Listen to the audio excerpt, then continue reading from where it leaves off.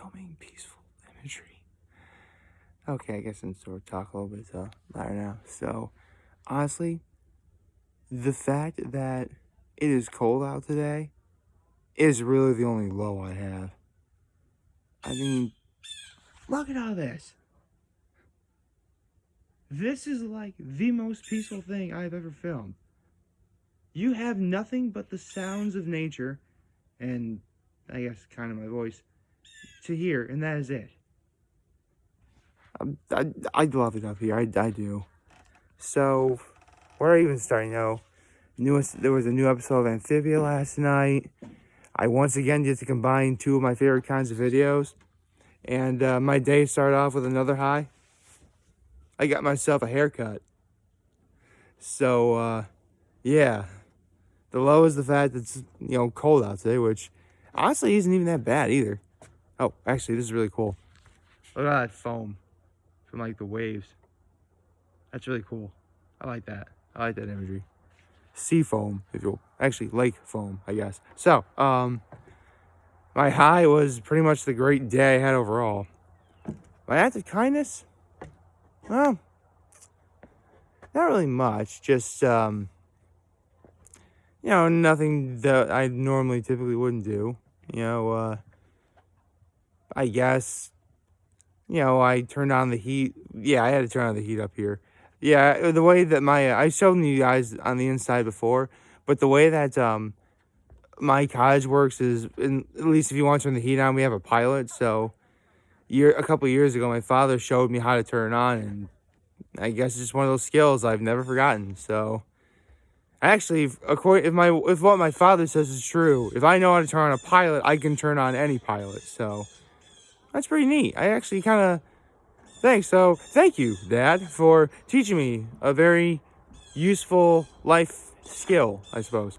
So, good morning and happy Sunday, everybody. We have a lot to talk about today. Got some football picks right here. And got to talk about last night's episode of Amphibia, because if what I read up upon is true, we're not going to get another new episode of Amphibia for an entire month. This is One Piece chapter 597 for me all over again, and I do not like it. Ooh, actually, before I continue, hold on. The water is super clear right now. Look at that. I remember when I used to loathe seaweed, and now I do not fear it anymore. Do you hear that, seaweed? You have no power over me. I have the power over you. Ha ha ha. Sort of. Oh. The point is, I'm up there and that seaweed is down there. And I'm not really dressed to go swimming, so I don't really have any aspirations of, checking it out and see. So, right, the first 11-minute segment was the sleepover to end all sleepovers, which, okay, if it wasn't for the fact that the shut-in, which again is going to be that episode that premieres a month from now, wasn't going to be considered the Halloween special, this episode would be considered the Halloween portion. Because basically, it's the final night that the planners and Anne are going to be staying in Newtopia before they see the king and they figure out what to do next in terms of the Calamity Box, right? So, what better way than for Marcy, Anne, Sprig, and Polly to have a sleepover? Sleepovers are awesome. They're doing all sorts of shit. They do this one montage where where they do so many things, spray can stuff and pillow fights and everything. And man, it's probably 5, 6 in the morning. What time is it now? 9:00 p.m. That was great. So they do what's called the Scare Dare challenge or whatever. So they have to do something scary, and if you're not able to do it, you're in quote unquote the book of losers. Which actually brings up a very important thing that I noticed. But I'll talk to that momentarily. So their dare is to go down to the basement because they were told not to. And when they get into the basement, they first see a lot of mirrors. And it turns out, in the basement, there's all these, evil, demonic spirits or whatever. And earlier, Marcy had pointed out that, where where was I going to say? Right, Marcy was saying that, mirrors can actually ward off evil spirits, which is why all those mirrors are down there. So, basically, they're able to ward off the evil spirits with, like, the mirrors. They get, like, 0 sleep that whole night. And, even though technically they didn't really run away from the challenge, they all put their names in the book of losers. And this is what I noticed. Like, because here's the thing. When Anne and Marcy had sleepovers together, they also had Sasha with them. And I'm actually kind of learning a little bit more about Sasha as this is going on, because Sasha never ran away from any sort of Scare Dare challenge. Her name has never been in the book of losers. Yet, Anne and Marcy's have been in that book dozens of times at this point. So, I guess this is my biggest fear, and I hope this is sort of resolved by the end of the series. But it sounds like, but it really is coming across that Sasha really was more of a sort of domineering, sort of like rule by fear first type sort of, person. Then again, I should have pieced that together at the end of season 1, but it is what it is. So, then we get to, actually, there's one running gag where, Polly took took a pen and marker and, drew on one lady's face, so the next day, she has, like, the mustache, little beard. It was hilarious. So, in the next episode, it's known as a day at the aquarium. A day at the aquarium. Sorry, I did not pronounce that correctly. So, basically, they figured out that the Calamity Box was a way for Newtopians to transport themselves to other worlds. And currently on the Calamity Box, which is back at home in Wartwood, there are 3 gems on the box, which you see in the beginning of the opening. You see a gem that's blue, 1 green, 1 red, or magenta, pink, or whatever. And currently, they are not charged. There are 3 specific temples where you go to charge these gems. But the problem is, currently, they only know the location of 1 of these temples. So, the plan originally was for Anne to stay in Newtopia with Marcy, and the planners to go home. Basically, they were going to have one more day together as a family. Or a rather dysfunctional family, but a family nonetheless. That's a joke, by the way. I really love... One thing I don't think I've ever really stressed enough is I love the dynamic between the planners and Anne. Like, seriously, I forgot to say this earlier, but in the Lost in Newtopia episode, Pop actually says, "Oh, nothing, that's just my daughter, my granddaughter, my adopted granddaughter." Anne has been adopted into the planner family. That is just awesome. I find that really awesome. Anyway, where was I? So they go to the aquarium. It's nice, sort of family activity. And this episode actually is I'll just say what it is. This episode is a clip show done right. See, for those of you who don't know, a clip show is when a show takes, like, scenes from, like, episodes past, and they go over, like, all the best moments, all the best funny moments. It's a way to sort of, like, recap the series.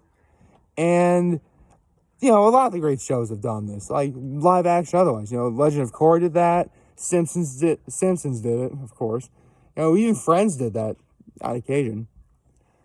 But one of the reasons why clip shows get a lot of flack is because when you know something big is on the horizon, which could potentially mark the end of something or the beginning of a new thing or whatever, a clip show really isn't what you want to see.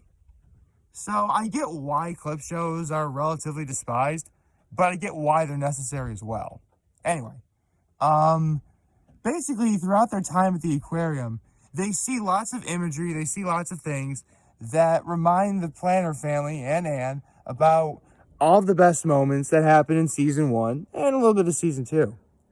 Right down to the point where, Anne and Spriggs say the line, "You set him up, I'll knock him down," which was reminiscent of the second episode, way back when. So, this was a really great episode. And it actually is resolved at the end because, Anne decides, Anne and Marcy decide that, listen, only one of us really needs to stay here. You go back to Wartwood with the planners. And so that's exactly what Anne does. So the episode ends with Anne and the planners going back to Wartwood for their long journey home. And Marcy's sitting there. Then King Andreas arrives and says, Marcy, I have a proposition for you. And that's how it ends.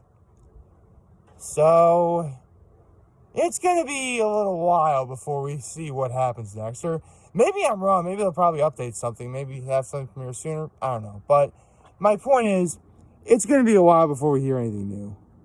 But for what it's worth, I'm really glad, because here's the thing. This is episode 30, which means season 2 has had 10 episodes as of right now. Because, season 1 was 20, so 20 plus 10 is obviously 30. If this is the halfway mark in season 2, this was a good way to end it on. It really was. I mean, I kind of wish they didn't sort of end it on a sort of ambiguous saying like, Marcy, I have a proposition for you. By the way, I know that it's maybe setting up King Andreas to be kind of like a villain of some kind, but man, Keith David sells that really well. Oh, that's another thing I mentioned. When the Planners and Anne, actually, I'm just going to call them the Planners because you know what? They're a family. When the Planners at the aquarium, this one security guard suggests that they go to the Stingray show, and that security guard was voiced by legendary voiceover actor and one of my all-time favorite voiceover actors, Jim Cummings. For those of you who don't know, Jim Cummings was Darkwing Duck. He's also Pete in any of the, Disney-related stuff. He was, gosh, what has he been if you're like a kid who grew up, in the 90s? The point is, Jim Cummings is arguably the GOAT, and he's one of my all-time favorite voiceover actors. So it was really great to hear him again. Yeah, I just wanted to point that out there. Jim Cummings, you're one of the best. I love you. Yeah. Full disclosure, back before I knew what Funimation's plans were for doing a One Piece, I always thought, man, if Jim Cummings ended up being the voice of Jinbei, that'd be awesome. But we got David Baugh, and David Baugh is cool, so it's fine. Anyway, getting sidetracked. So, yeah, this is a great way to end at least what's probably going to be the first half of season 2. And all we can do now is wait for what happens next. It really could be a month from now. Maybe there's going to be a new episode next week, and I just simply don't know about it yet. Who knows? Anyway, I'm really excited. I'm also really excited to talk about my NFL picks for today. Okay, so let's see. We have the Giants and the Bears. You know what? The Bears are coming back from a big win. It proves that if they're capable of beating a seasoned quarterback like Matthew Stafford, they can beat Daniel Jones. I'm picking the Bears. Let's see, the Rams and the Eagles. Oh, please, this one's...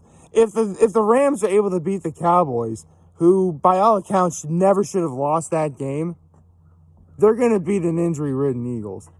Seriously, Carson Wentz took 8 sacks last week by Washington of all teams. But I'll get to Washington a little bit later. My point is, if the Rams can beat the Cowboys, they can beat the Eagles too. I'm picking the Rams.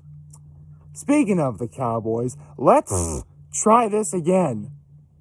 I'm picking the Cowboys over the Falcons. Go, Cowboys! Because that is my team, my Dallas Cowboys. We're going to beat the Falcons today. Okay? We are. I'll be very upset if we can't. Anyway, let's see. The Panthers and the Buccaneers.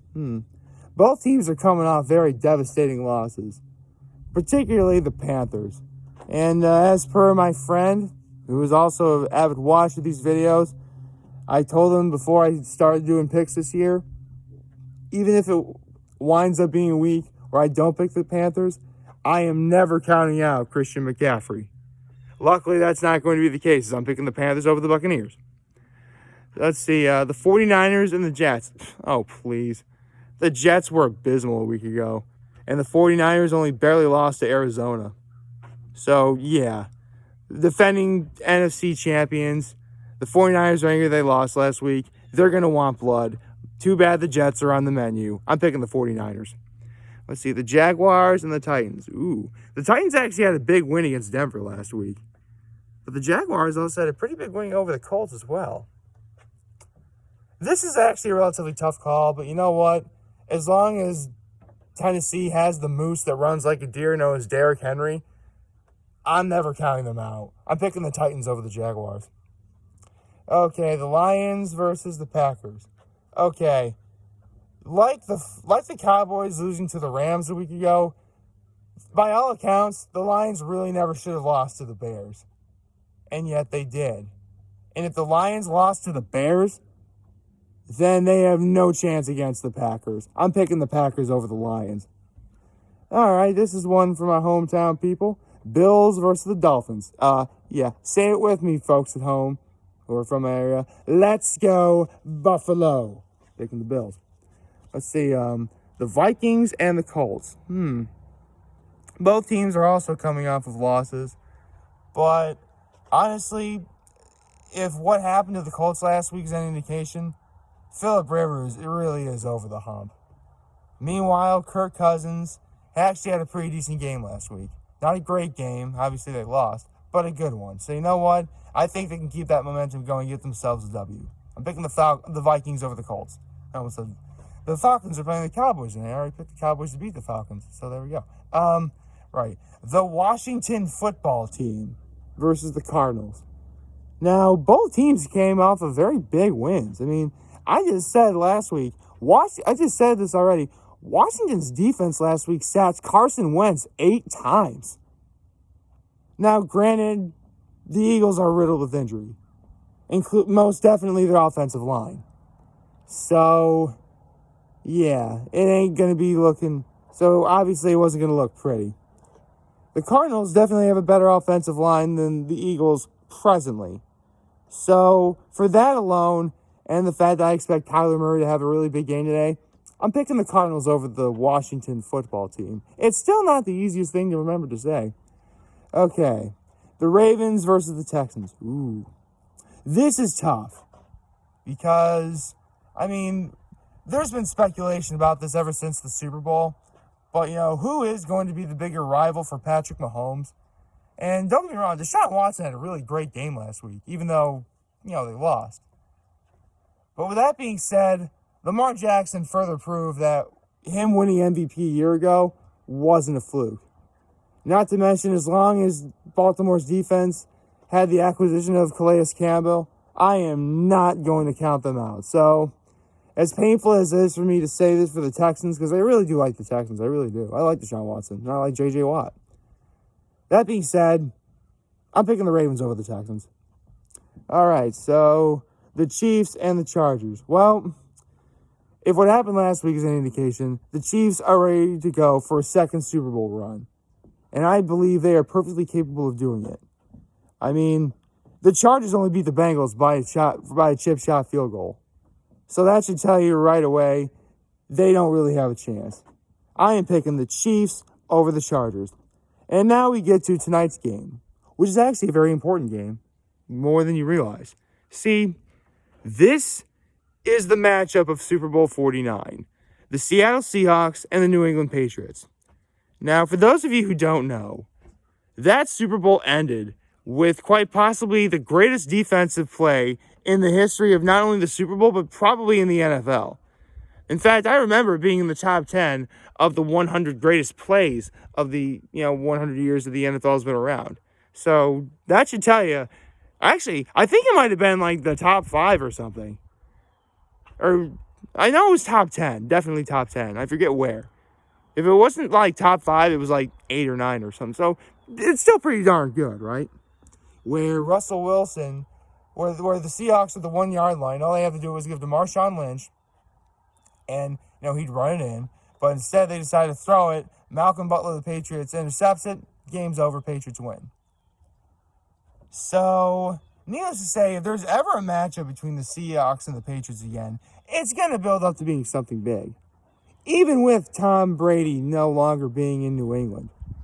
But you would think with Tom Brady no longer being in New England that, the Seahawks are going to win. But here's the thing. The Patriots acquired Cam Newton, who, back around the time Cam Newton was in Carolina, he and Russell Wilson had kind of a bit of a rivalry going. I mean, it really wasn't made present at the time because a lot of people were comparing the rivalry between Russell Wilson and, at the time, Colin Kaepernick. But when Cam Newton was QBing for the Panthers, they were always in it. And I get the feeling it's going to be a similar way. That being said, as much as I really am looking forward to tonight's game, and there is a lot to say, and there's a lot in which I could say one way to the other. Because remember, with COVID-19 everything, the stands are not full, which is really bad if you're Seattle because they rely on the 12th man. You know, the noise. You know, that's why it's so dangerous to play up there. So, even though there's a slight home field disadvantage for the Seahawks, it's still not going to be enough to deter them. So you know what? I'm picking the Seahawks over the Patriots. And here's a quick recap for what I have here. Sorry if my handwriting's not the most legible. Obviously, the ones I circled are the ones that, you know, I wound up picking. So I'll give you a second to, you know, pause the screen, write down what my picks are, you know, pay attention. Again, wait. Oh, shoot. I don't think I thought of this, but yeah, I'm picking the Steelers over the Broncos. Sorry, I think I forgot to mention that one. Sorry. But, yeah, these are all my picks for today. I'm picking, yeah, the Broncos are actually riddled with injury, and the Steelers' defense was on fire. Yeah, I'm picking the Steelers. So, yeah, those are all my NFL picks. You know, feel free to agree, disagree, or whatever, and let's get ready to watch some football today. So, like, favorite, share, hit the subscribe button, follow me on social media platforms, turn on notifications on YouTube. I am very humbled to make this video for all of you guys who watch and enjoy for today. I'm hopefully you have a wonderful, wonderful Sunday. And remember, if any of you guys want to talk or chat, I'm always going to be here to lend an ear. I'll always have your back. Take care and make good choices. I'm just going to end this with the sound of nature.